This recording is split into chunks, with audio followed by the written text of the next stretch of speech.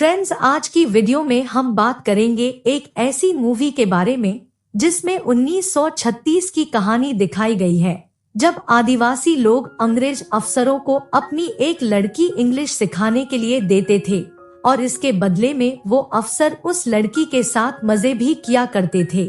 फिर एक ऑफिसर को उनमें से एक लड़की से प्यार हो जाता है जो कि वहाँ के नियमों के विरुद्ध था। इसके बाद क्या होता है ये देखेंगे हम आज की इस वीडियो में। दोस्तों, मूवी का नाम भी हम आगे आपको इस वीडियो में बताएंगे। उससे पहले अगर आप चैनल पर नए हैं तो प्लीज चैनल को सब्सक्राइब कर ले और वीडियो को अभी से लाइक कर दे। तो चलिए शुरू करते हैं। फिल्म में 1936 की कहानी दिखाई गई है, जब अंग्रेजों का बहुत से देशों पर राज हुआ करता था। तब एक इंग्लिश ऑफिसर जंगली इलाके में ड्यूटी ज्वाइन करता है। इस ऑफिसर का नाम जॉन होता है। उस इलाके के लोगों को इंग्लिश नहीं आती थी और ना ही जॉन उनकी भाषा जानता था। तभी जॉन को पिक करने बेलानसाई नाम का एक लड़का आता है और वो अच्छी खासी अंग्रेजी भी बोल लेता था। बेलानसाई उसे नाव से कबीले में लेकर जाता है, जहाँ जॉन को एक और अंग्रेज अफसर मिलता है। उसका नाम हेनरी होता है। हेनरी वहाँ का गवर्नर होता है। वो कई सालों से यहीं पर रह रहा था। वो जॉन को उसके रहने की जगह दिखाता है। इसके बाद जॉन बेलानसाई के साथ कबीले के लोगों से मिलने के लिए जाता है। कबीले के लोग जॉन का अच्छे से स्वागत करते हैं और वहाँ के रिवाज के हिसाब से उसे पीने के लिए वाइन देते हैं और फिर कुछ लड़कियां डांस कर जॉन का मनोरंजन करती हैं। उनमें से एक लड़की जिसका नाम सेलिमा होता है, उसकी सुंदरता को देखकर जॉन उस पर लट्टू हो जाता है और वो उसे देखते हुए वाइन कुछ ज्यादा ही चढ़ा लेता है और टल्ली होकर एक लड़के के साथ डांस करने लगता है, जिसे देख वहाँ सब लोग उस पर हंसने लगते हैं। फिर अगली सुबह कबीले का सरदार सेलिमा को जॉन के पास लेकर आता है और हेनरी जॉन से कहता है कि यह लड़की आज से अगले 6 महीने तक तुम्हारे साथ ही रहेगी। जॉन को उसकी बात समझ नहीं आती तो हेनरी उसे बताता है कि इस कबीले का ये रिवाज है कि जो भी नया ऑफिसर यहाँ आता है उसे ये लोग एक लड़की देते हैं और उसे उस लड़की के साथ इंटीमेट होना पड़ता है और उसके बाद वह अपनी भाषा उस ऑफिसर को सिखाती है और वो ऑफिसर उसे अपनी लैंग्वेज सिखाता है। इसलिए जब तक तुम यहाँ रहोगे तब तक इसे अपनी वाइफ समझकर इसे अपने साथ रखो। इसे ये लोग द स्लीपिंग डिक्शनरी कहते हैं और फ्रेंड्स, यही इस फिल्म का नाम भी है, द स्लीपिंग डिक्शनरी, और ये 2003 में रिलीज हुई थी। जॉन को ये सब गलत लगता है तो वो हेनरी से कहता है कि मैं इसे अपने घर पर तो रख लूंगा, लेकिन मैं इसके साथ पलंग तोड़ नहीं करूंगा। आगे हम देखते हैं कि रात को सेलिमा जॉन के घोड़े पर सवार होने के लिए तैयार होकर उसके पास आती है, लेकिन जॉन वो सब नहीं करना चाहता था, इसलिए वो उसे इग्नोर कर देता है। फिर अगले दिन जॉन का कुक फेमस अपने भतीजे को वहाँ लेकर आता है। वो जॉन से कहता है कि अब से ये तुम्हारे साथ रहेगा। दरअसल फेमस को लगता है कि अगर जॉन सेलिमा के साथ टपाटप नहीं करना चाहता तो हो सकता है वो गे टाइप का बंदा हो और उसका भतीजा गे होता है। उसकी ये बात सुनकर जॉन को गुस्सा आ जाता है और वो सेलिमा को भी वहाँ से चले जाने को कहता है। सेलिमा भी गुस्से में वहाँ से चली जाती है। अगली सुबह जब जॉन घर से बाहर निकलता है तो वो देखता है कि सेलिमा घर के पास ही झाड़ियों में सोई हुई है। तो जॉन उससे पूछता है कि तुम यहाँ क्यों सो रही हो। तो जॉन का कुक उसे बताता है कि अगर तुम सेलिमा के साथ स्वर्ग की सैर नहीं करोगे तो सब लोग उसे बदसूरत समझेंगे और उसका मजाक उड़ाएंगे, इसलिए वो वापस नहीं जा सकती। तो जॉन उसे कहता है कि तुम बदसूरत नहीं हो और अगर ऐसी बात है तो तुम यहाँ पर रह सकती हो। आगे हम देखते हैं कि सेलिमा घर पर बैठी बुक पढ़ रही होती है। जॉन भी उसके पास आकर बैठ जाता है। फिर दोनों एक दूसरे को अपनी लैंग्वेज सिखाने लगते हैं और धीरे धीरे दोनों एक दूसरे के काफी करीब आ जाते हैं और पहली बार जॉन उसे अपने घोड़े की सवारी करवा देता है, जिसके बाद अगले कई दिनों तक वे दोनों खूब पलंग तोड़ करते हैं। फिर कुछ दिनों बाद जॉन हेनरी के घर पार्टी पर जाता है, जहां हेनरी की पत्नी एगी भी मौजूद होती है। दरअसल ये पार्टी हेनरी की बेटी सीसल के घर आने की खुशी में रखी गई थी और सीसल वहां के लोगों पर एक डॉक्यूमेंट्री लिख रही थी, इसलिए वो उन लोगों का कल्चर और रहन-सहन देखना चाहती थी। फिर रात को जॉन पार्टी के मजे लेकर वापस घर आता है तो वहाँ सेलिमा सज धज कर उसका इंतजार कर रही होती है और वे दोनों एक बार फिर से इंटीमेट होते हैं।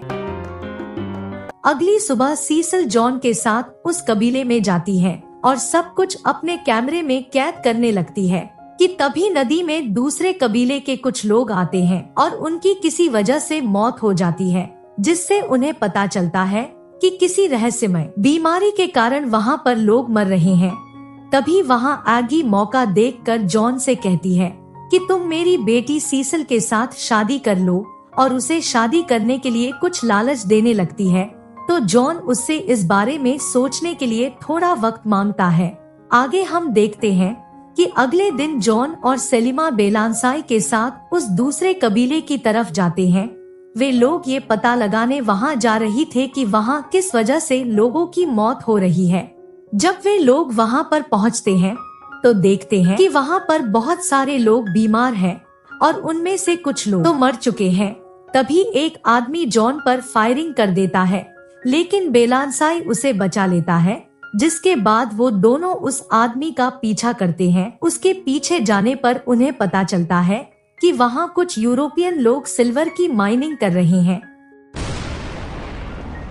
फिर जब वे वापस उस कबीले में आते हैं तो वहाँ पर कोई भी नहीं होता और सेलिमा भी काफी कमजोर लग रही थी। जॉन उसे संभालने लगता है, तभी कबीले के कुछ लोग उन पर हमला करने आ जाते हैं, लेकिन सेलिमा उनकी भाषा जानती थी तो वो उन्हें बताती है कि हम लोग यहाँ तुम्हारी मदद करने के लिए आए हैं। वो उन्हें बताती है कि जो चावल तुम लोग खाते हो उसमें जहर है।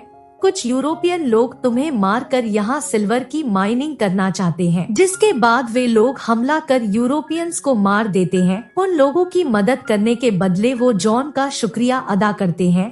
फिर अगले दिन वापस घर आने पर हेनरी जॉन से कहता है कि तुम मेरे बेटी के साथ शादी कर लो और अपना घर बसा लो, लेकिन जॉन उसे कहता है कि मैं सलीमा से प्यार करता हूँ और मैं उसके साथ शादी करना चाहता हूँ। दूसरी तरफ कबीले के लोग सेलिमा को भी इसी बात के लिए धमकाने लगते हैं, लेकिन जब सेलिमा नहीं मानती तो वे लोग उसे जेल में बंद कर देते हैं। फिर जब ये बात जॉन को पता चलती है तो वो चुपके से सेलिमा से मिलने जाता है। सेलिमा उसे कहती है कि तुम्हें मुझे भूलना होगा, इसी में हमारी भलाई है, क्योंकि अगर हम दोनों ने शादी कर ली तो तुम्हारे अंग्रेज लोग हमारे कबीले के लोगों को मार डालेंगे। आगे हम देखते हैं कि जॉन सीसल से शादी कर लेता है और वे अपना हनीमून मनाने के लिए लंदन चले जाते हैं। फिर इसी तरह कुछ साल बीत जाते हैं। कुछ सालों बाद जॉन और सीसल एक बार फिर से उस कबीले में आते हैं, जहां जॉन अपनी जगह आए नए ऑफिसर नेविल से मिलता है। नेविल की बातों से उसे एहसास होता है कि वो कबीले के लोगों से नफरत करता था। फिर कुछ दिनों बाद नदी के किनारे जॉन को सेलिमा दिखाई देती है। उसने बेलानसाई से शादी कर ली थी और उनका एक बच्चा भी था, लेकिन जॉन देखता है कि उनके पास जो बच्चा है वो तो उसकी तरह गोरा है, तो उसे ये एहसास होता है कि वो बच्चा किसी और का नहीं बल्कि उसी का है। जिसके बाद वो अपने पुराने कुक के पास जाता है और उससे बच्चे के बारे में पूछता है, तो वो जॉन को बता देता है कि वो बच्चा तुम्हारा ही है। तो जॉन उससे सेलिमा के साथ मीटिंग करवाने को कहता है, जिसके बाद शाम को सेलिमा जॉन से मिलने आती है और जॉन अपने बेटे से मिलकर बहुत खुश होता है। फिर अगले कुछ दिनों तक जॉन को जब भी मौका मिलता वो सेलिमा और अपने बेटे से मिलने चला जाता, और ये बात बेलानसाई को पसंद नहीं थी, तो वो एक रात जॉन को मारने उसके घर चला जाता है। बेलानसाई उस पर हमला तो करता है, लेकिन जॉन बच जाता है। आगे हम देखते हैं कि नेविल सेलिमा को अपनी स्लीपिंग डिक्शनरी बना लेता है और रात को उसके साथ काफी बदतमीजी करता है। वो उसके साथ जबरदस्ती करने की कोशिश करता है, तो सेलिमा उस पर वार कर उसे बेहोश कर देती है, जिसके बाद फेमस उसे वहां से भगा देता है। जिसके बाद सेलिमा उस बोट के पास पहुंचती है जहां से वो जॉन के साथ भागने वाली थी, लेकिन जॉन घर पर सब लोगों के जागने की वजह से लेट हो जाता है। फिर जब रात को जॉन वहां पर आता है तब तक बोट वहां से जा चुकी थी, लेकिन फेमस वहां उसका इंतजार कर रहा होता है। वो जॉन को बताता है कि सेलिमा उस बोट पर नहीं गई बल्कि वो दूसरे रास्ते से आगे वाले कबीले में जा रही है। तो जॉन उसे ढूंढते हुए उस कबीले में पहुंच जाता है जहां दोनों एक दूसरे से मिलकर बहुत खुश होते हैं। लेकिन तभी वहां पर नेविल भी आ जाता है और उन पर बंदूक तान देता है, जिसके बाद वो जॉन को बांधकर उसे कहता है कि सबसे पहले मैं सेलिमा के साथ पलंग तोड़ करूंगा, फिर मैं तुम्हारे बच्चे को मारूंगा, उसके बाद सेलिमा को और आखिर में मैं तुम्हें भी मार दूंगा। लेकिन तभी कबीले के लोग नेविल को मार देते हैं। ये वही लोग थे जिनकी कभी जॉन ने मदद की थी। आगे हम देखते हैं कि जॉन और सेलिमा अब उन्हीं कबीले वालों के साथ रहने लगे हैं और वे दोनों बहुत खुश थे। यहीं पर फिल्म खत्म हो जाती है।